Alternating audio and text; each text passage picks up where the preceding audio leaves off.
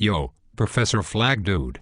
I think it is totally not fair that you flunked me on my logical reasoning assignment. Yes. I thought you might feel that way. I suppose you have a reason, and perhaps even an argument, about why I should have done otherwise. Totally. For one thing, I spent like 3 days on that paper, and I know a lot of people who only spent, like, an hour. Impressive. And I suppose that you used a calculator to determine that 3 days is longer than 1 hour. I found it on Wikipedia. Excellent, and this was not even an assignment that required research. But I'm afraid that the amount of time you spent on the paper is simply a red herring. A read what? Red herring. A fish. A smelly, dead thing that unscrupulous fox hunters used to throw in the path of their opponents' dogs to try to lure them away from their real objective. In logic, a red herring is an irrelevant argument that someone throws out to try to detract attention from the real point, which, in this case, was whether or not your paper was any good, no matter how many hours you did or did not spend writing it. And how am I supposed to know about fox hunting and stupid red fish? Oh, I don't know. From my lecture perhaps. Or possibly the textbook.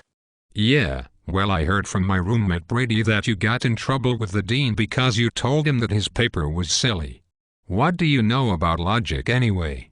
Ah, excellent. That is what is known as an ad hominem argument, or a personal attack that attempts to cast doubt on my reasoning by criticizing me personally. You seem to be a veritable font of experiential knowledge of the logical fallacies that you failed to learn anything about during class. Yeah, well, you know what I think? I think you just failed me because you didn't like my nose ring and the Metallica tattoo on my butt. Oh, you would be surprised how little I know about the writing on your nether regions. But tell me, what makes you think I failed you because of artistic differences? That's easy. Before I got the nose ring and the tattoo, I was getting pretty good grades on my paper. But the first paper that I wrote after I got them got an F. Ah, I see. You realize, of course, that this is a post hoc ergo propter hoc. Hey, it's my butt. I'll put whatever I want on it. Assuredly. But a post hoc ergo propter hoc fallacy occurs when you argue that one thing caused another thing simply because it occurred first. This is always a fallacy, as mere temporal correlation does not establish causality. Yeah, if you say so. But look, Professor Flagbag.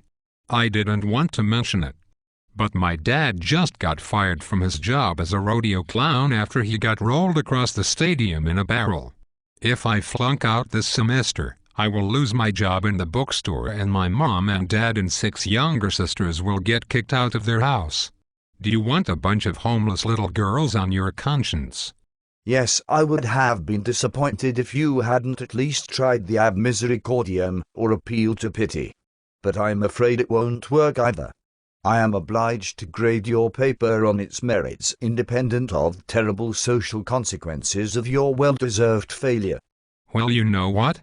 I got A's and B's from all my other professors this semester. How does it feel to be the only one in the whole college who failed me? Pretty good, actually.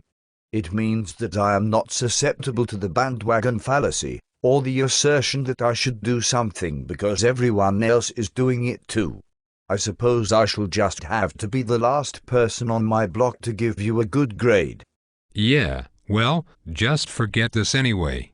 What do I need to learn this logic stuff for? It's not like I'm an English major. I'm going to go into political advertising.